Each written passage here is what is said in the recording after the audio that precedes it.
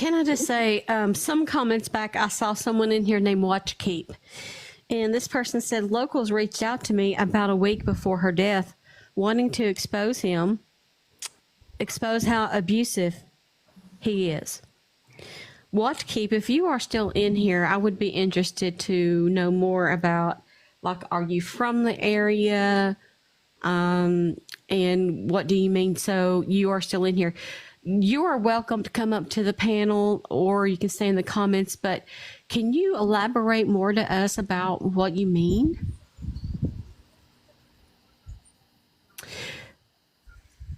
Ponzi said Michael Francis posted on Facebook, Anna needs people to live stream the concert. I'm sure there'll be a few. Oh, okay, yeah. Yes, they'll come up. All right, let's get her up here and let her speak here. And I want to change this. I'm here. Hi, how are you? Hey, I had done back early on, did a live with True Crime Mama and talked about what I knew before her death.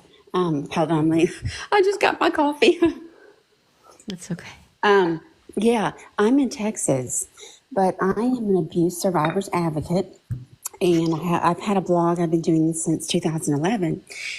So I've had a public platform, for quite a while on my other platforms, and then newer to TikTok. But so people find me and reach out to me, because of that, because I exposed abuse at my former Baptist megachurch, and then so I've been doing that for quite a while. And so, I've been, so my name's out there. So people know that I'm a safe person if they want to reach out about, particularly involving churches and abuse. Well, about a week, I think it was about 10 days before her death, I got a message on Messenger.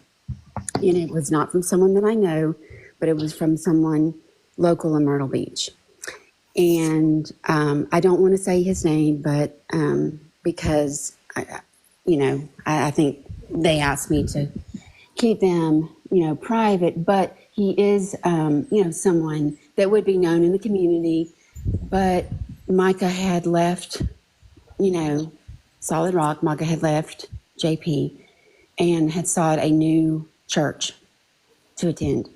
So through the new church she was attending, this is how this group of people found me, reached out to me, sent me a message that said, it kind of briefly explained, here's who he is. He's abusive. His wife has reached out to us and about, he's a danger. We believe there's more involved, like that, particularly since I understand my area is understanding pastors that groom and abuse, particularly like underage kids. And, so there were signs, JP's inappropriate. He's inappropriate, he was inappropriate before, but especially highlighting that sermon the day after. I mean, absolutely off the chart. But anyway, so, so the message was basically, look, we want to expose him. He's a bad guy, and help his wife. They were kind of reaching out, twofold, obviously on Mica's behalf, but also just for the community at large, because, these guys don't just affect their local church. They have, their influence, bad influence spreads out, far and wide. And of course, if he has been involved in grooming and possibly abusing or exploiting underage kids, then parents need to know, kids need to know. Anyway, so I wrote, just like, okay, here's who he is. Here's the situation. His wife has left. There's, domestic violence. There's concerns about him.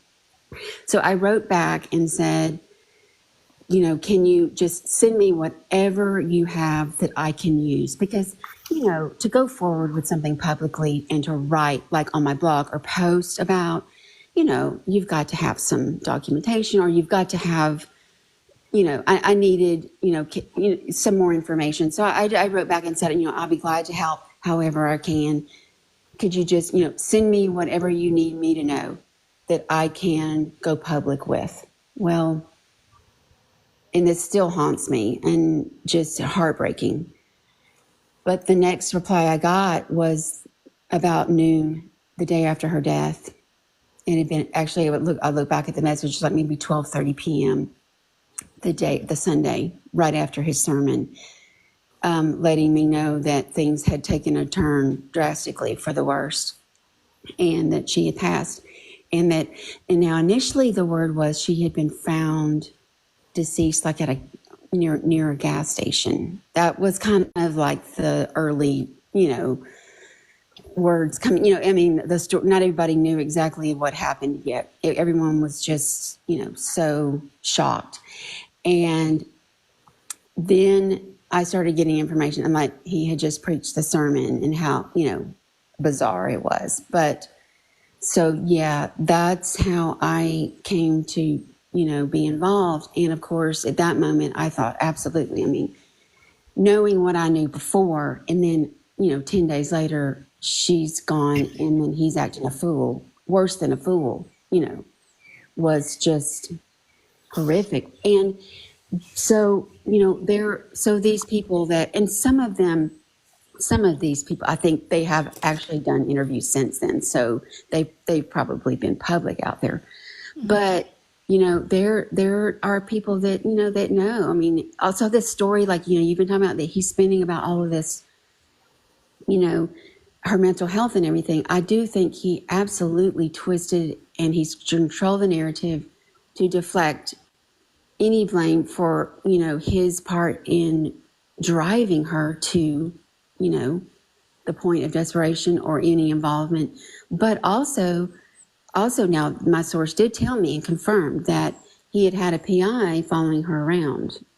So, and I believe that is related to what she knew about and was helping the FBI. And that, I think, has been confirmed too, that she had information that she had turned over to the FBI.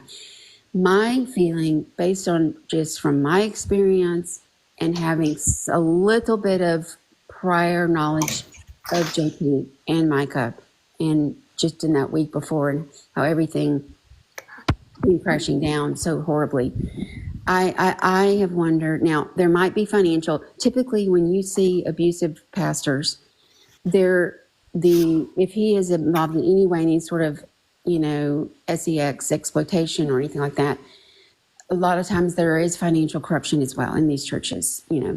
I have no doubt there's probably something shady there. However, the level of FBI raid in a day long like that, and the intensity and everything, leads me to think that it might possibly be more than financial. And maybe the focus is actually probably more along the lines of something like electronic exploitation of kids. Typically, like, if it's that he's been reported for maybe, like, we do know because of his ex-wife court documents that they saw the red flags of grooming and abuse. So it wouldn't be, but a lot of times now, these pastors that are abusive, they've gotten very bold, and they're getting caught electronically.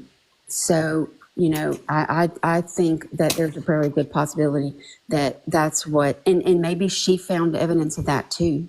And that's what is driving the investigation into him. But that day-long raid, I've said this, before, as soon as I saw it, it reminded me of the ones we've seen that are more high profile, like Jared from Subway, and of course Diddy, but that's kind of a different level of all that. But that day long, the way in the electronics and everything, Yep. I kind of really feel like it's those are federal crimes. But he's of course he was abusive to Mica, domestic violence and all that. But I do believe he did groom her at a young age, and also I think she was one of his victims of his abusive. Yeah, So anyway, I'm gonna ask you a question without asking it. Okay. Did they provide you, because I know what you're talking about. I know what church you're talking about. Yeah. Because I sat down with folks when I flew into Myrtle Beach to cover this case. Were you provided the recording? Which one? From the church that Mica was newly going to. There is a recording out there, and I didn't know if you had that copy. I don't.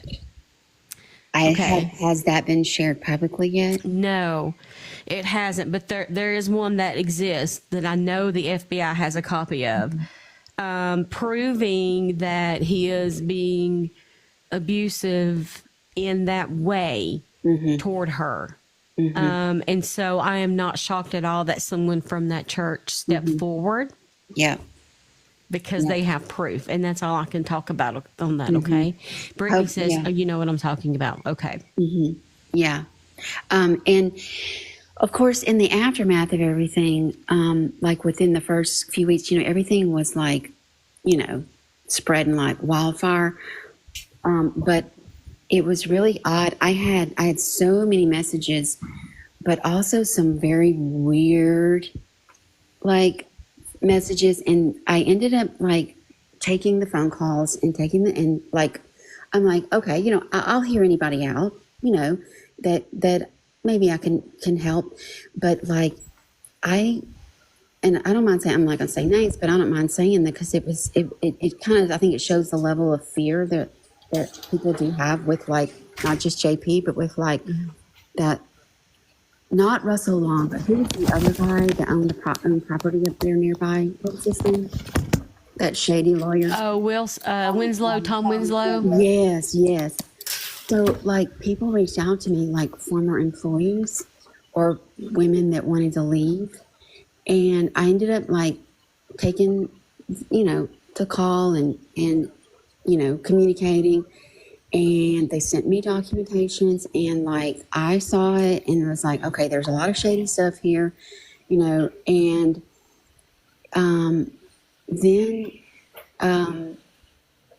they were like, yes, you can use this, go with this, send me all this stuff, and then like poof, like ghosted, and it was like, I don't want to talk anymore. I'm like, well, okay. It was so, but I know why.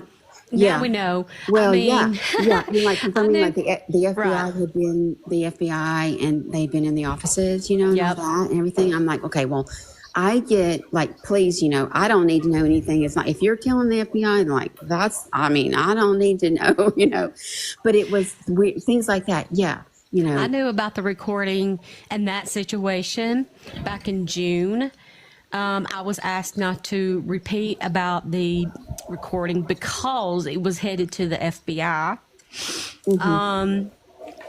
And so I don't think that'll ever be public. But from what I hear, it's downright horrible. So. Yeah. But that's just confirmation, Steph, that, this wasn't like what I think he wants everyone to believe, that like, she was, struggling with mental health. And I'm sure, but the way that he has controlled the narrative of this really, I think, completely probably not even diagnosed correctly in the way he says it, I think is spreading it to try to deflect, that it was all like she was full blown crazy. And you can say the way he even talks, in that recording that you played, there's no compassion, there's no concern. I mean, even the way he exposed her in public in the sermons, there was no compassion. A spouse who loves and cares for a spouse who is struggling with mental health does not talk that way about their loved one. You just don't. And for crying out loud, supposed to be a pastor and speaking in public, and also he's terrible. He's not even a good speaker. He's not, he thinks he's all that. He's not. But at least he should have, if he was truly a good person and a pastor, with any kind of inkling of spiritual care for anybody, especially his wife. He would not be divulging all of that to just the general public, basically, like he did. And, or even in like a private meeting with whoever he was talking to. But all of that, it's not even, doesn't even medically and psychologically and psychiatrically make sense what he was saying about the anesthesia and all that, you know. But Yeah. there's confirmation, like you said, that there's people, like she had tried to escape him and she had reached out to good people in the community who recognized and saw the signs, like you're saying, the red flags of the, you know, and he's a danger. He's a danger. And hopefully the FBI has what they need, whatever it is, to put him away for a long time, because someone else's life will be at stake at some point. And probably most likely also maybe even there are victims out there that he, you know, if he's in the exploitation or anything like that, but or other women. But yeah. Brenda Lee, there has been some court dates in that group. Oh, I think they're responding to each other on that comment. Yeah, and I wish I could. Well, let me put it this way, even though I can't go into detail. Well, JP has been complaining this whole time that we're trying to stop his religious freedom. We're trying to stop his church. We're trying to stop, you know, just we're the reason his church is closed down and all this stuff. But in regards to what you're talking about, he tried to do the same. He tried to do the same to Mica, and he tried to make sure, allegedly, this is all allegedly, that, you know, maybe other churches did not receive a good vibe. I'm trying to say, he tried to make them be in a position where they would reject, if a church can do that these days, Mica. Yeah. Well, I get this all the time, all the stories that over the years I've helped expose from churches, you know, and then the followers, very loyal, by the way, you know, the ones like the JP will always have the people that blindly follow and are loyal. You know, a cult of personality is what it is. But like most recently we've seen, like I helped break the story about Gateway Church in Dallas, which was the big mega church in Dallas. And so, you know, so along the years, my friend Dee at the Wartburg Watch is the one that wrote and broke that story first, but she had called me ahead of time because we collaborate. And since then, since I'm local to the Dallas area, I have kind of been on the forefront of a lot of the, you know, covering that case. But, you know, by the thousands, because, you know, we're talking about a church that has up to 100,000 people, you know, with many, many, many campuses.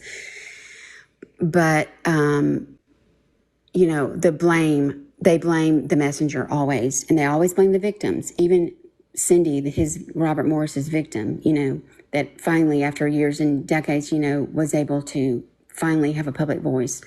You know, they always come after the messengers. They come after the people exposing the truth, exposing their abuse, you know. And then the people that follow them, same thing. You're just trying to attack the church. This is an attack from Satan. I mean, I can tell you how many times, you know, called Satan's, you know, partner and all that.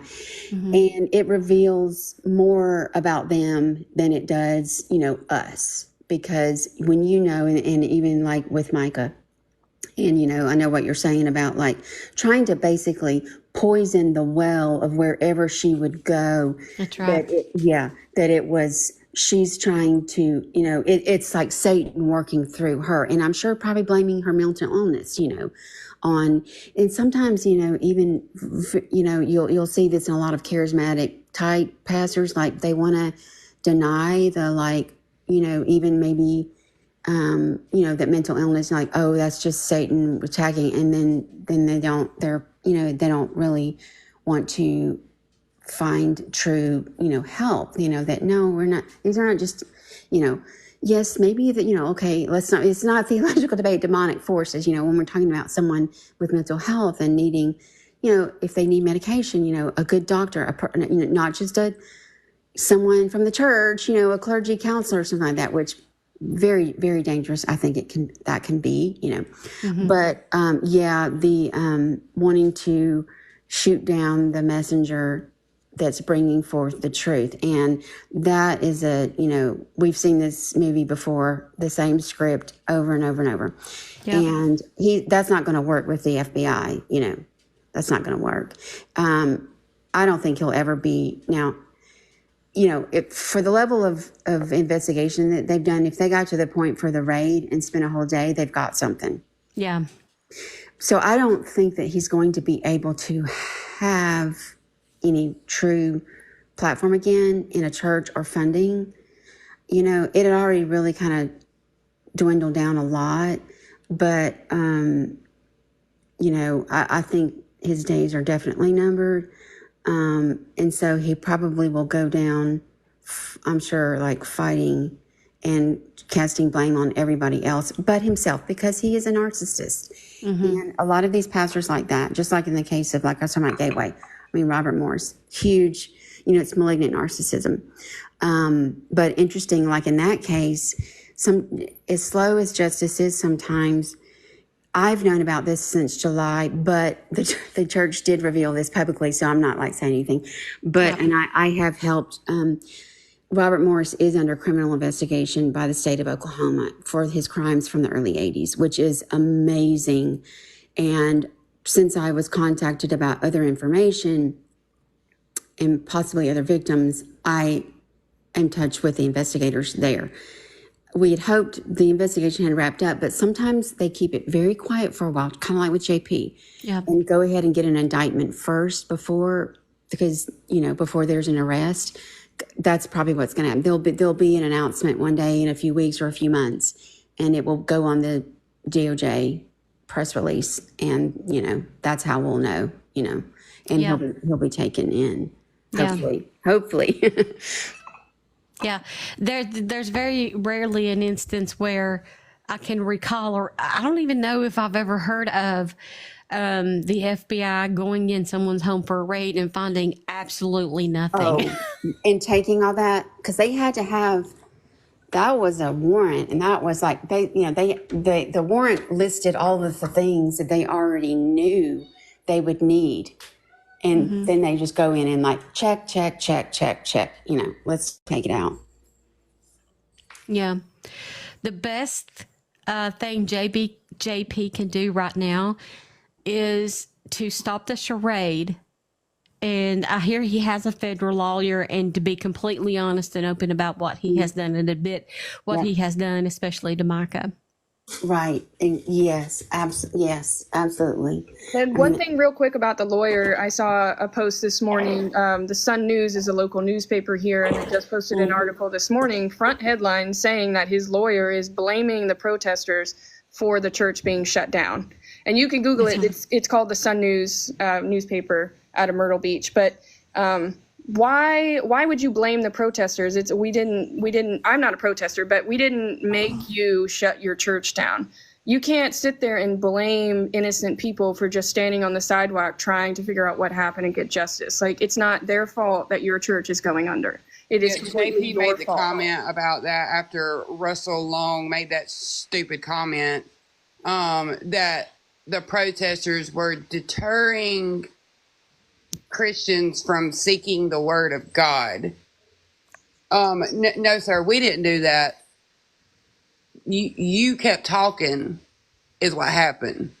There's a lot of churches to go to. There's a lot of other churches you're free to. And it's not anybody else's fault that his church is going under. It's not anybody's fault but his own. And to sit there and say that just made me just disgusted. And it's not the newspaper's fault. It's not the Sun News. It's just their job reporting on things that the lawyer has said.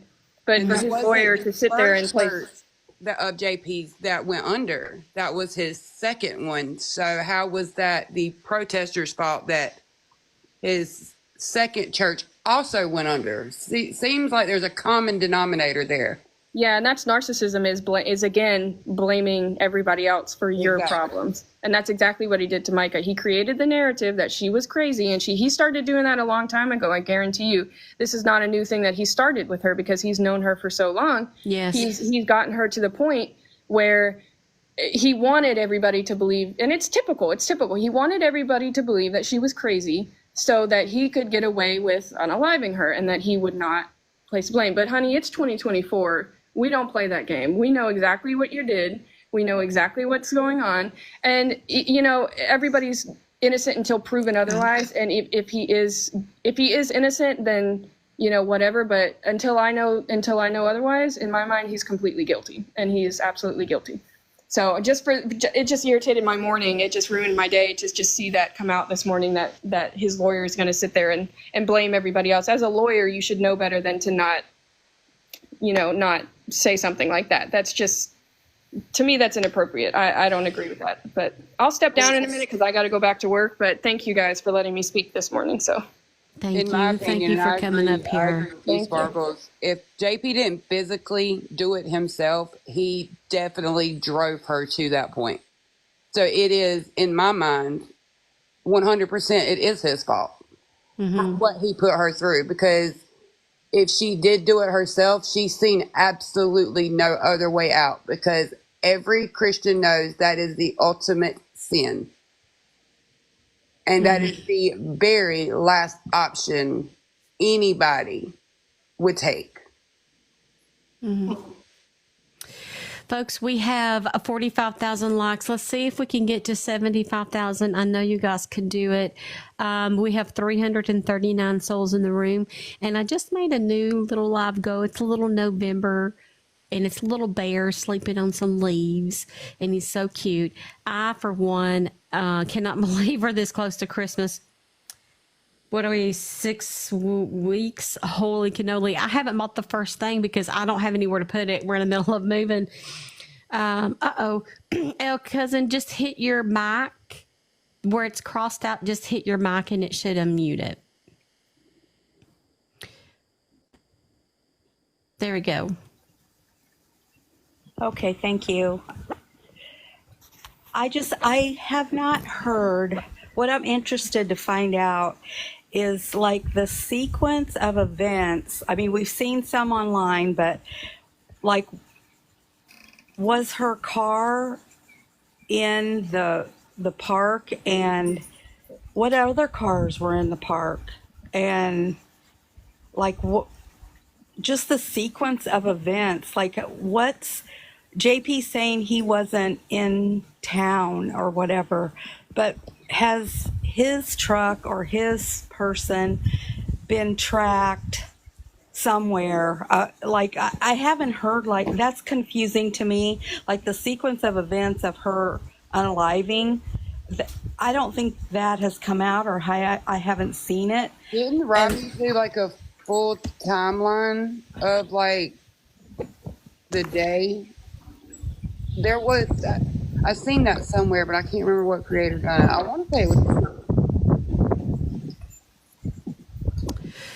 was. Debbie says, I do not think she did that to herself at all. Allegedly, if he didn't do it, someone else did it. But El Cousin, I know what you're speaking of. I had actually zoomed in on a vehicle in the parking lot that looked a lot like the truck that was going around and around and around the gas station. And a lot of people said it wasn't the same truck, and there was this whole debate about it. I don't know for sure, but it just seemed odd to me. You know, it's just kind of those little things that stick out in your head that you'd never forget. So I don't know. And I'm thinking, well, why would they leave the vehicle there after, you know, while the police was there? Because it was a police photo that I saw the vehicle in the background of. So then I'm like questioning myself. So you will absolutely drive yourself crazy if you try to point out the vehicles, but it's important to do that. Yeah, I just think some other vehicle besides hers has to be in that park, and how, you know, is that information forthcoming, or it's just very puzzling to me that we don't have an exact timeline on either Micah or JP or any of his helpers or accomplices. That's the part that really bothers me, and I just hope the FBI has all that sorted out and know exactly what happened. And if they do, it will come out eventually. But that's just one of the many questions in my mind about this case. I mean, can we place him there? Can we place any of his helpers there at the park? I guess those fishermen, have been questioned, I would assume, by the FBI, and they have that information. And everybody says, or a lot of people say, that didn't even make sense of how happened. So that's my biggest questions in this case, is that can we place him or accomplices with Micah?